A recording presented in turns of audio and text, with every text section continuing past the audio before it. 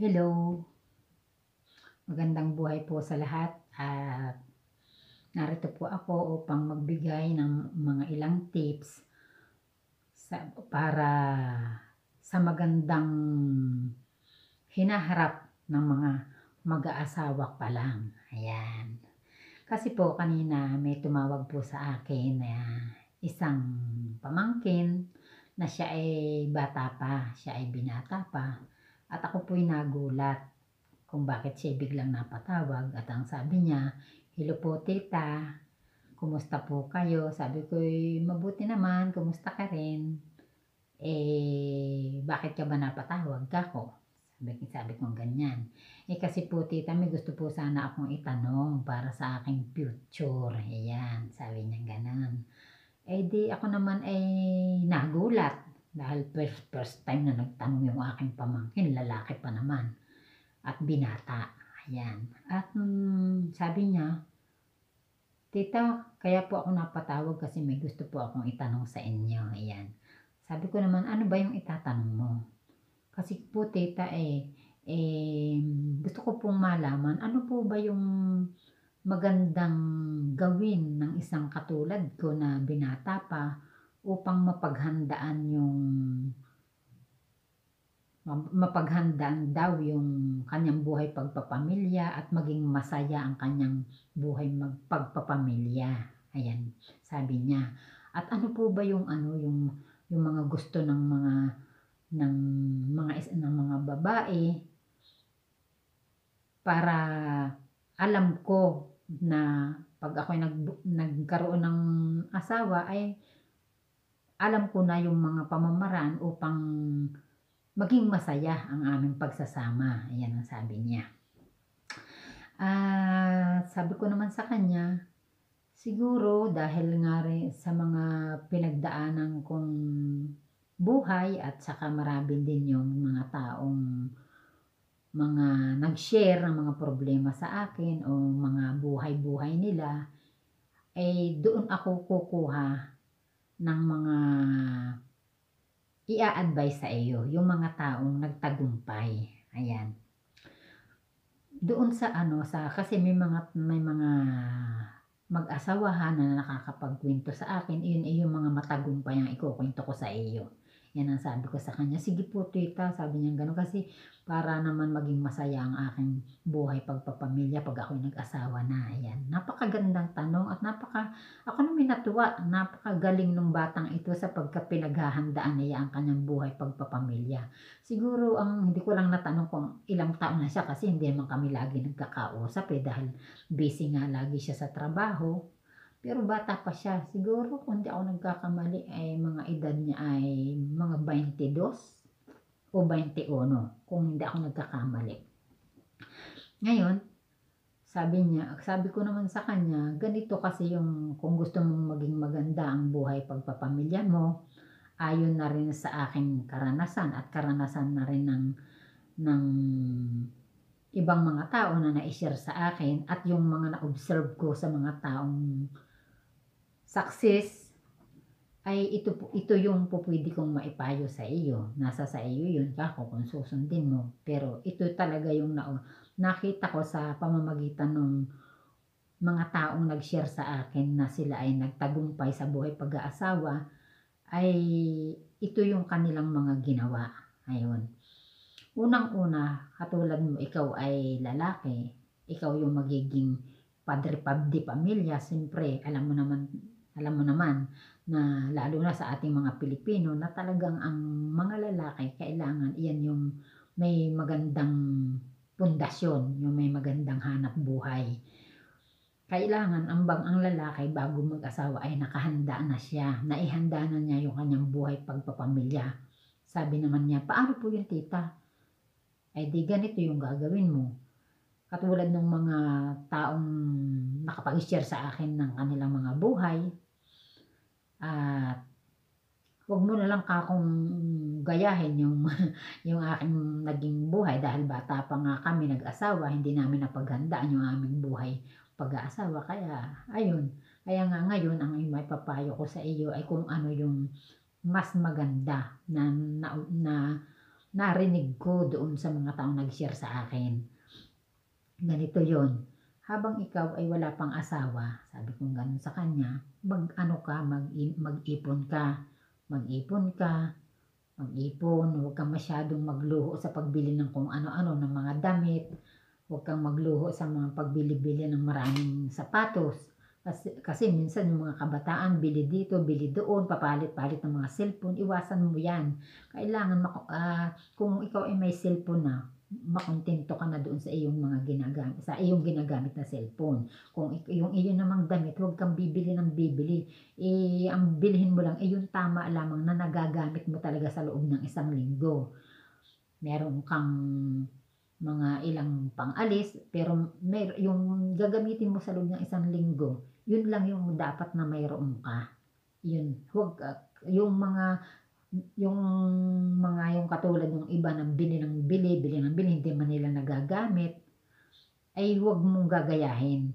Nasa halip na ibibili mo ng mga ganun, ay i-deposit mo na lang, idagdag mo sa savings mo. Kailangan na kada sweldo mo, lagi kang may savings. Tapos kapag ikaw ay na malaki-laki na ang naging savings mo, ay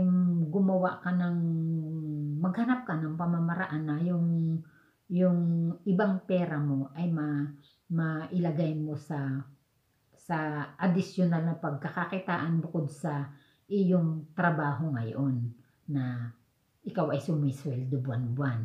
Pero siyempre, huwag mo rin pababayaan ang sarili mo kasi ay anong kwenta ng iyong pagpupursige kung mapapabayaan mo naman ang sarili mo, iingatan mo rin yung sarili mo, kako.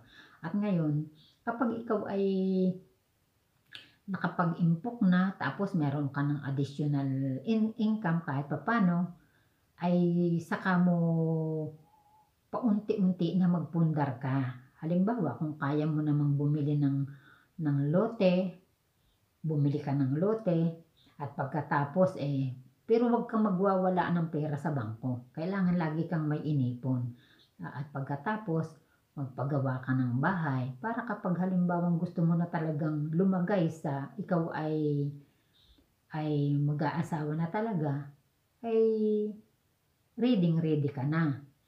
At patuloy ka mag-impok, bukod sa doon sa ikaw ay nag-i-invest, patuloy ka pa rin mag-i-impok. At paano, sabi naman niya, paano yun tita? Sabi niya ganun, ano yun? Hindi na ba ako magbo-blow out? Halimbawa, may mga kaibigan ako, sabi niya ganun. Abay, hindi naman masamang mag-blow out, pero ilalagay mo rin ka ako sa lugar. Sabi kong ganun. Lalong-lalo na, ay huwag naman lagi-lagi. Kung halimbawa, may mga okasyon, may birthday ka, sabi kong ganun, i-blow out mo yung mga kaibigan mo na malalapit sa iyo, yung magulang mo, yung gusto mong i-blow out na kaya ng iyong budget. Kailangan meron kang tamang budget para doon. Hindi, yung mga savings mo, huwag mong gagalawin. Kundi, halimbawa sa sweldo mo, maglalaan ka doon na kung halimbawa nagkaroon ka ng birthday, mag-blow out ka, kasi yun ay isang uri din ng pasasalamat sa Diyos, yung ikaw ay nag-blow out sa iyong kaarawan. Walang masama doon. Yan ay kasama sa buhay. Pero tuloy lang ang iyong pag-iimpok kasi ang pinakamahirap kasi sa pagpapamilya ay yung ikaw ay pumasok na sa pagpapamilya na ikaw ay walang-wala. Lalong-lalo na kung ikaw ay papasok na bago ka pumasok sa pagpapamilya ay binuntis mo itong si babae, ay walang mangyayari sa inyong buhay pagpapamilya dahil talagang mahihirapan kayong umasenso.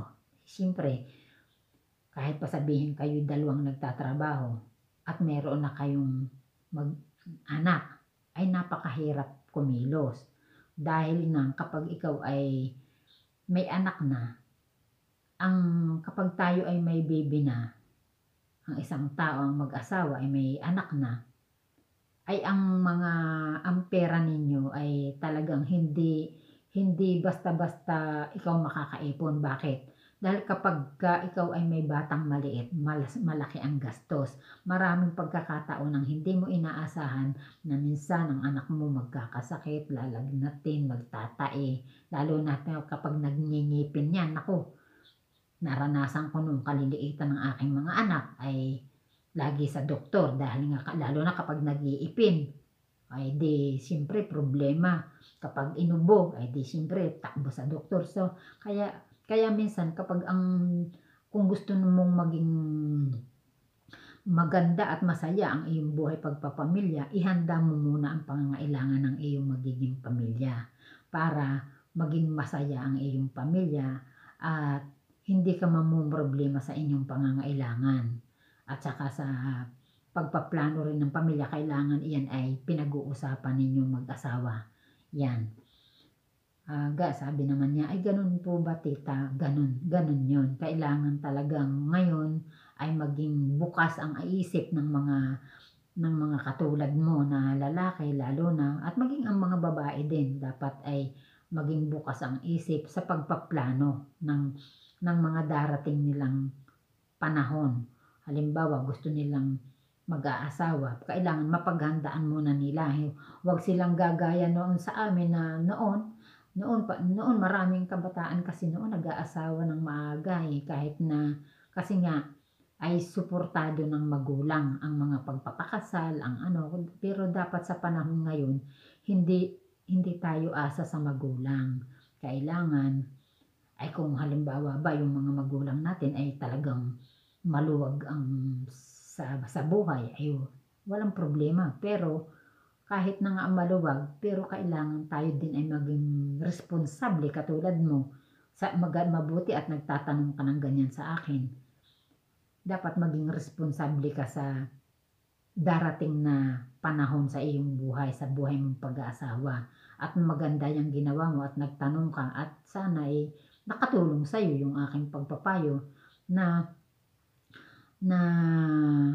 yun nga, kailangan paghandaan mo muna ang kinabukasan ng iyong magiging pamilya upang nang pagdating sa pumasok ka na sa ganong sitwasyon ay hindi sasakit ang ulo ninyong mag-asawa at hindi rin maaapektuhan ang magiging anak nyo. Kasi kapag ang mag-asawa ay pumasok sa pag-aasawa na walang-wala, lahat apektado, pati ang anak apektado.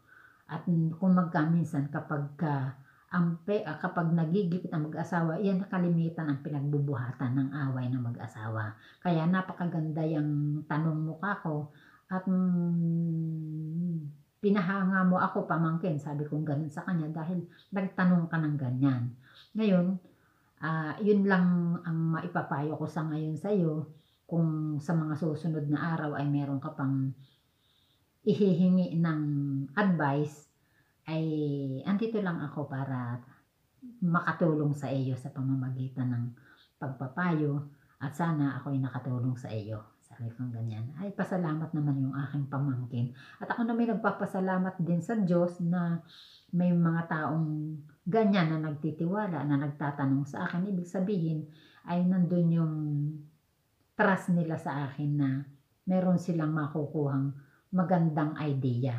Kaya tatapusin ko na muna po itong at natapos naman doon yung kanyang pagtatanong at ang sabi nga niya, siya nagpaalam na at dahil lang siya daw ay may trabaho at sa susunod daw na siya may itatanong uli, ay tatawagan niya ako uli. Kaya kapag po siya ay tumawag uli, mayroon po uli akong i-share sa inyo.